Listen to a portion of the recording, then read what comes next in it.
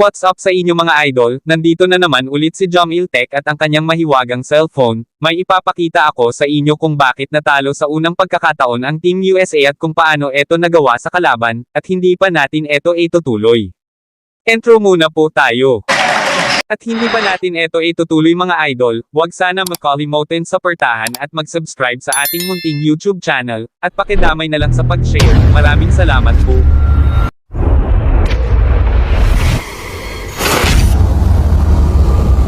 At dito maganda ang pinakita ng Lithuania laban sa USA at makikita dyan ang magandang screen ng Lithuania sa USA para hindi sila masyado makalapit sa pag-shooting sa labas o titira ng tres, at makikita dyan ang dalawang player ng Lithuania na maganda ang pagkagawa ng set play sa kanilang team.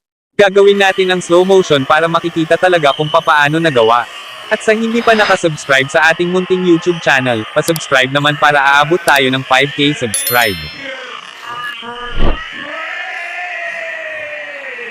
Kasi maganda naman ang ipinakita ang shooting sa labas ang Lithuania, kaya halos ng mga player nila nasa labas na, at makikita dito ang tatlong player ng Lithuania nasa labas, at sila yung ang may magandang percentage na shooting sa labas, at tingnan nyo na lang kung ano ang kanilang ginagawa kontra sa kalaban ng Team USA at pakisamahan na lang sa pag-comment mga idol, at lagyan nyo na lang kung taga saan kayo, para naman malaman natin kung hanggang saan eto aabot ang video ko. Maraming salamat po. Mas maganda pa ang percentage ng threes ang Lithuania kontra USA, kaya ano po ang masasabi nyo mga idol, at kung papaano matalo ang Team USA eto po ba ay sa pamamagitan ng shooting sa labas.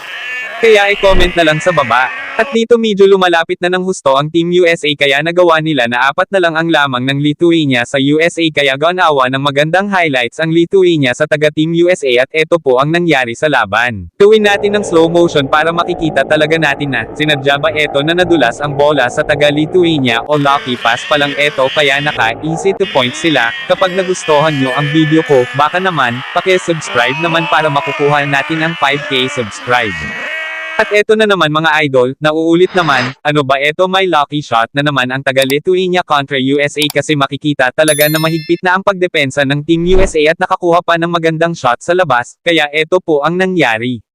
Makikita talaga ng slow motion na parang lucky shot talaga ang nangyari, kasi paubos na ang oras, at sakto pa pumasok pa.